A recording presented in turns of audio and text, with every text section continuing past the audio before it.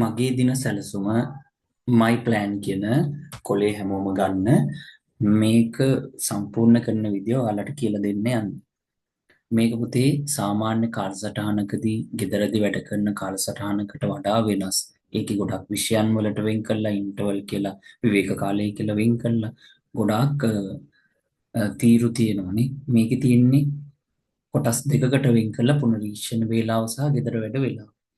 පුනරීක්ෂණ වේලාව කියලා කියන්නේ ඒ දවසේ ඕගොල්ලෝ ඉස්කෝලේදී හෝ පන්තියේදී ඉගෙන ගත්ත දේවල් ටික ඉතාම ඉක්මනින් මතක් කරන වේලාව. මේක ගොඩක් වැදගත්.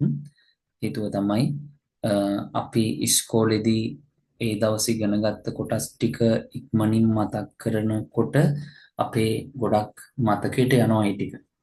ඒක නිසා මේ උදේ ඉඳන් දවල් වෙනකන් ඉගෙන ගත්ත ටික පැයක කාලයක් තුළදී අනිවාර්යෙන් පුනරීක්ෂණ වේලාව පැයක්. ඒකට ඊට වඩා වෙලාව වෙන් කරන්න එපා. පැයක කාලයක් තුළදී තමයි මේ වෙලාවල් ටික හැදෙන්න ඕනේ දවස් 5. පන්ති තියෙන දවසක් අපි හිතමු ගොඩක් හවස් වෙලා ගෙදර ඉන්න වෙන 5ට 6ට වගේ ඉන්න වෙන දවස් කීපයක් තියෙනවා කියලා. ඉතින් ඉතින්දී ඔයගොල්ලෝ විවේකයක් අරගෙන මේකට කාලෙ වෙන් කරගන්න අඩුම විනාඩි 40ක් හරි ඒ වගේ දවස්වල. පුනරීක්ෂණ වේලාව වැදගත් හැම දවසකම හේතුව තමයි ඒ ටික ගොඩක් පුරුදු වුණාම හිම බලන්න ඕගොල්ලන්ට දිගටම මේ ඉබේම ඔක සිද්ධ වෙනවා. ටික කාලයක් ගියාට පස්සේ ওই වෙලාවල් වෙන් කරපු එක ඒ වෙලාවටම නොවුනත් ඕගොල්ලෝ කොහොම හරි මේ වැඩි ඒ දවස් ඇතුළතදී බලන එක පුරුදු වෙනවා. දැන් අපි හිතමු මේකට වෙන් කරන්නේ කවුරු හරි තමන්ගේ කැමැත්ත අනුව තමන්ට පහසු විදිහට වෙන් කරන්න පුළුවන්. හවස 7 ඉඳලා 8 වෙනකන් කාලෙ කියලා. ඒ ටයිම් එකේ ඔන්න වෙන වැඩ ටික නවත්තලා ඕගොල්ලෝ ගන්නවා එදා ඉස්කෝලේ කරපු පොත් ටික ටක් ගාලා බලාගෙන යනවා මොනවද මේ ටිකේ ඉගෙනුවේ කියන එක. ඔය රිවිෂන් පුනරීක්ෂණය කරන එක ඔයාලට පුරුදු වැඩක් නෙමෙයි. ඔයාලා පාඩම් කරනවා ඇති පාඩම් කරන්න මොනවා හරි දෙයක් ඉඳගෙන ඇති කවි පාඩම් කරන්න හෝ මොනවා හරි විභාගයට පාඩම් කරන්න. හැබැයි පුනරීක්ෂණය කියලා කියන්නේ වෙන එකක්. එතෙන්දී ඕගොල්ලෝ ඒක ඉක්මනින් කියවගෙන යන එකක් තමයි කරන්නේ. ඒක කටපාඩම් කරන්නේ ඉක්මනින් මොනවද අද මේක කියන්නේ මේ කොටස කරා මේ ටික පැහැදිලි හරි මේකේ පොඩි ගැටලුවක් තියෙනවා මේක අහන්න ඕනේ අන්න ඒ විදිහට විනාඩි 15ක් වගේ කාලයක් ඇතුළත එක විෂයක් ඉක්මනින් ඉවර කරගන්න පුළුවන් ටිකක් මේ ප්‍රධාන විෂයක් නම් අඩුම තරමේ ප්‍රධාන විෂයන් ටික හරි මේ විදිහට පුනරීක්ෂණයට අහු වෙන්න ඕනේ. එහෙම කරනකොට දැන් ඔයාලගේ ඉස්කෝලේ හිටපු ඔයාලගේ යාළුවෝ කොහොම ඔහොම ස්පීඩ් රිවිෂන් එකක් කරන්නේ නැහැ. ශීඝ්‍ර පුනරීක්ෂණයක් ගෙදර ඇවිල්ලා කරන්නේ. ඒතර ඔයාලට කරාට පස්සේ ඊළඟ දවසේ ඉස්කෝලේට ගිහිල්ලා පන්තියේදී ඕගොල්ලෝ ඒ ඉස්කෝලේ පන්ති කාමරේදී සර් එතන නවත්තපු තැන ඉඳලා ඊයේ නවත්තපු තැන ඉඳලා පටන් ගන්නකොට ඔයාලට තේරෙනවා මේ ලොකු වෙනසක් වෙනදට වඩා. ගාන්ට ඒකට සම්බන්ධයක් හැදෙනවා. ඊයේ ටික ටක් ගාලා මතක් වෙනවා. හරියට දැන් පොඩ්ඩකට කලින් ඉගෙන ගත්තා වගේ. ඒක ගාන්ට ලස්සන්ට සම්බන්ධ වෙලා තේරෙනවා පැහැදිලි ඒ ටික ඉස්සරහට යනවා. ඒක නිසා ඔයගොල්ලෝ අනිවාර්යයෙන්ම ශීඝ්‍ර පුනරීක්ෂණය කියන එක දවස් ටිකේ වෙන් කරලා බලන්න ටික කාලයක් කරලා ඔයාලගේ මේක මං කියනවා ටික සතියක් මුලින්ම කරලා බලන්න මං එක සතියයි මුලින්ම කරන්නේ සර් කියන හින්දා කියලා එක සතියක් කරලා බලන්න. එතකොට ඒකේ ඊළඟ දවසේ ඕගොල්ලන්ට හරි ලේසි ගතියක් දැනෙනවා. පටන් ගන්නකොටම මොන ටිකේද නැවැත්තිය වගේ දේවල් ලොකු අවබෝධයක් තියෙනවා. ඒක නිසා මේ ඒ විදිහට ශීඝ්‍ර පුනරීක්ෂණය කියන එකට වෙන් කරන්න. මේකට පුතේ පැයකට වඩා වෙන් කරන්න එපා. හේතුව තමයි දැන් කවුරු හරි මේ වෙලාව මීට වඩා වැඩි කළා 9 වගේ වෙනකන් ගත්තා කියලා හිතමු. ඊළඟ දවසේ ඕගොල්ලන්ගේ යටිහිත වැඩේ පටන් ගන්නකොට කියනවා යටිහිතෙන් එනවා පණිවිඩයක් මෙසේජ් එකක්. මෙයා මේ වැඩේ තමන් මේ වැඩේ මීට වඩා වෙලාව අරගෙන කරන්නේ. එතකොට ඒක හරි අමාරුයි මට. ඒක නිසා මම පොඩ්ඩක් නිදා ගන්නවා කියලා නිදිමත වගේ දේවල් ඔලුවට තමන් තමයි වැරද්ද කරගත්තේ කලින් වැඩිපුර වෙලාවක් බැලුවා. හැමදාම පුරුදු වෙන්න ඉඳ ගන්නකොට පුනරීක්ෂණ ටයිම් එකේදී 7ට නම් 5ට නම් 8ට නම් ඕගොල්ලෝ දාගත්ත වෙලාවට ඉඳ ගන්නකොට අනිවාර්යෙන් පැයකින් නැගිටිනවම තමයි. ඒ පැයට කලින් නැගිටින්නත් එපා. පැයකින් මම මේ වැඩ ටික ඉවර කරලා නැගිටිනවම තමයි. ඒ රිවිෂන් කරන ටයිම් එක ඇතුලේ ගෙදර වැඩ කරන්න යන්න එපා. දැන් අපි තුමා අඟහරුවාද ගොඩක් පන්ති නැති දවසක් කියලා 4යි PM පටන් ගන්න පුළුවන් නම් හවස 4ට පටන් ගන්න. එහෙමම ඒ ටික කරන්න. කවුරු හරි උදේ පාඩම් කරන අය කලාතුරකින් ඉන්න පුළුවන්. එයාලට පුළුවන් මේ පුනරීක්ෂණ ටයිම් එක කිසිම කරදරයක් නැතුව උදේට දාගන්න ගොඩක් වටිනවා එහෙමනම්. ඒ පැය උදේට වෙන් කරන්න පුළුවන් නම් ඒක ඒ වෙලාව ඇතුළත gedara වැඩ කරන්න යන්න එපා. ඒ වෙලාව ඇතුළත ඒ කොටස් කඩපාඩම් කරන්න යන්න එපා. හේතුව තමයි එතකොට වැඩි පරක් වෙනවා. පැයකදී වැඩි ඉවර කරගන්න බැරි වෙනවා. ඒක තේරුම් ගන්න බලන්න මොනවා හරි කොටස් ටිකේ ගැටලු තියෙන තැන් ටික තව ටිකක් ක්ලියර් කරගන්න. ගානක් නම් අපි තුන් පන්තියේදී එකට අග්ගල සර් බෝඩ් එකේ ලියනකොට හදාගත්තට තේරුන්නේ නැහැ. ඉතින් ලියාගෙන ඉන්න ඇවිල්ලා මේ පොලරීෂණ වෙලාවේදී try කරන්න ඒක තේරෙනවද බලන්න. තේරෙන්නේ නැත්නම් හිතන නෝට් එකක් දාගන්න. අහන්න ඕනි නම් පොඩි මාක් එකක් තියාගන්න. කියන්නේ විශේෂ highlight pen එකක් තියාගෙන හරි පොඩි පාට පෑනකින් හරි මාක් එකක් Taman දාගන්න. ඒ පාටින් දාගන්නේ අහන්න ඕනි. එතකොට ඒ සර්ගෙන් හරි නැත්නම් තව අහන්න පුළුවන් කාගෙන් හරි කවන්නේ ඒ කොටස අහලා ක්ලියර් කරගන්න පුළුවන් පැහැදිලි කරගන්න පුළුවන් Tamanට. ඒ විදිහට මේ ටයිම් ටික පැය පැය වෙන් කරන්න ඕන. ගෙදර වැඩ වේලාවට පුතේ මේ සාමාන්‍යයෙන් අපිට කියන්න බෑ කොච්චර වෙලාවකදී ඉවර කරන්න පුළුවන් වෙනවද කියන එක. මොකද සමහර දවස් ගෙදර වැඩ වැඩි වෙන්න පුළුවන්. සමහර දවස් ගෙදර වැඩ මොකුත් නැති දවස් තියෙන්නත් පුළුවන්. ඊළඟ දවසට අදාළ ගෙදර වැඩ විතරයි කරන්නේ. හරිනේ. ඒ විදිහට කරනකොට මේ මේකේ වෙලාව වෙන් කරන්න ඕනේ මේකත් එක්ක පොඩ්ඩක් ඒකටම මේ ළඟම නෙමෙයි පොඩි රෙස්ට් එකක් අරගෙන වෙලාවක් ඒකට වෙන් කරගන්න.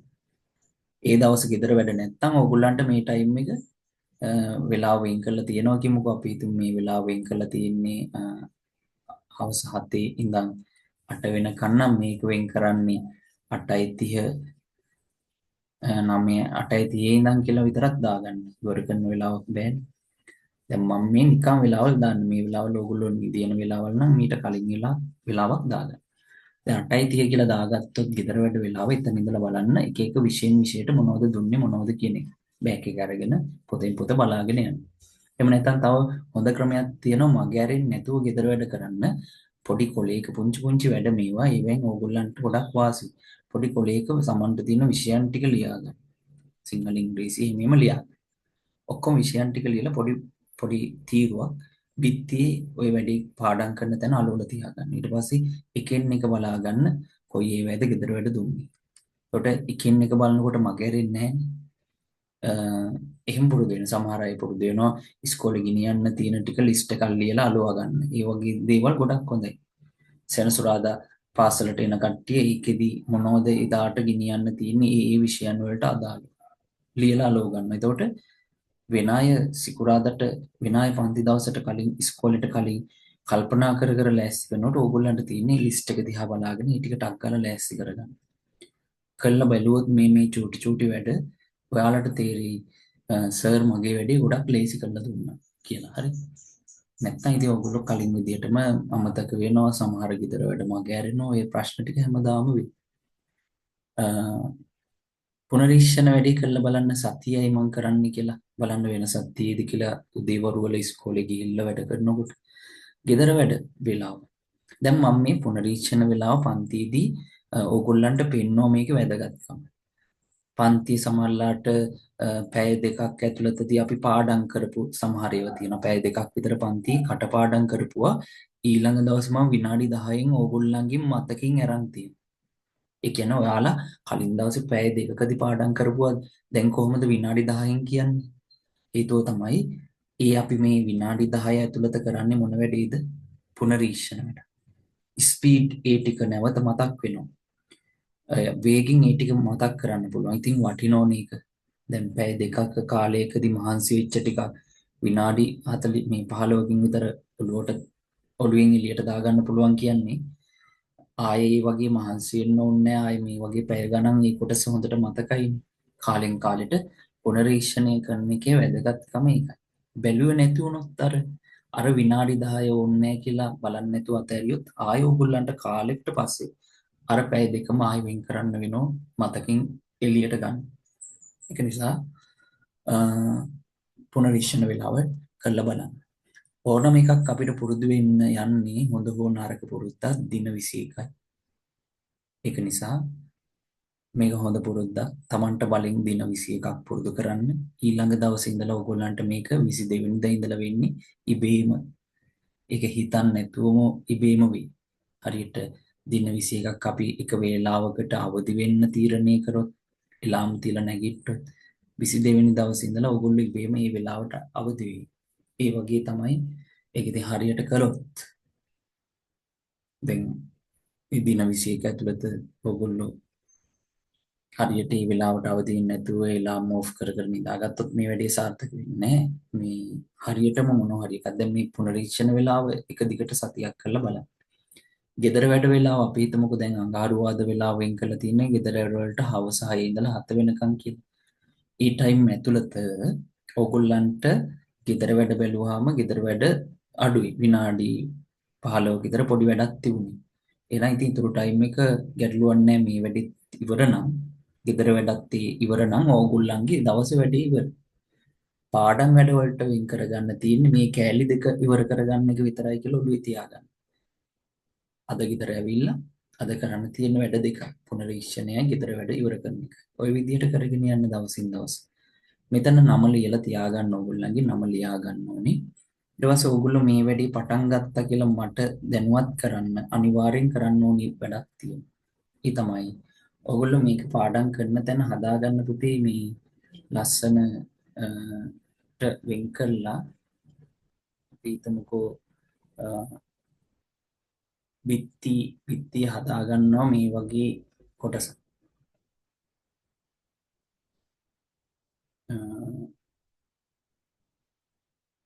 බිත්තිය හදාගන්න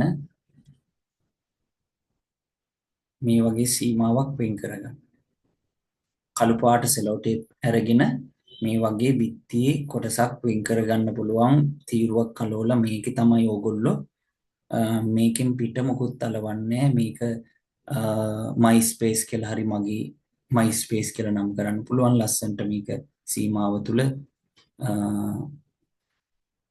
my wall කියලා හරි MySpace කියලා හරි ඒ වගේ නම් කළා මේක තමයි අලෝ ගන්න ඕගොල්ලන්ගේ විවිධ විෂයන් වල අත්‍යවශ්‍ය කොටස් චක්කර ඉතිහාසයට අයිති නම් සිටියම් වගේ ඒවා දැන් මම මේ දෙන ටයිම් ටේබල් එක ඕගොල්ලෝ ඒකේ අලෝ ගන්න ඕනි තව ඔයාලා දැනට අලවලා තියෙන කොටස් අරගෙන ඒව නැවත මේක අලවන්න පුළුවන් ඒ කොටු ඇතුලේ විතරයි තියෙන්නේ ඒකට හරි පිරිසිදුයි මේ ගෙදර බිත්තියේ කොටස ලස්සනට ඕගොල්ලන්ගේ වෝල් එකක් ඕගොල්ලන්ගේ ඉඩ කඩක් තියෙනවා ඒක නිසා ඔයාලට ඒක ලස්සනට පාවිච්චි කරන්න පුළුවන්. එහෙමනම් ඔයාලා මේ වැඩේ කරා කියලා මට දැනගන්න අනිවාර්යයෙන්ම ඕගොල්ලෝ මේක සම්පූර්ණ කරලා අලවලා ෆොටෝ එකක් එවන්න ඕනේ මගේ මේ WhatsApp අංකෙට. තන්නොන් group එකේ තියෙනෝනේ මේ අංකෙ. මේ අංකෙට ඕගොල්ලෝ මේක සම්පූර්ණ කරලා අලවලා පාඩම් කරන තැන අලවලා ඉවරලා ෆොටෝ එකක් ගහලා එවන්න. ඒතර මම දැනගන්නවා මේ දරුවා මේ වැඩේ පළවෙනි පියවර ලෑස්ති වුණා. ඊට පස්සේ වැඩි කරගෙන යන්නේ ඒවා හැම දෙවෙනියට තියෙන්නේ මුලින්ම ලෑස්ති වුණා කියන එක දැනගන්න පුළුවන්. එහෙමනම් මම හිතනවා මේකෙන් ඔයාලගේ වැඩ ලේසි වෙයි, වැඩ ආසාවෙන් කරන්න, පහසුවෙන් කරන්න උදව්වක් වෙයි කියන එක මම විශ්වාස කරනවා.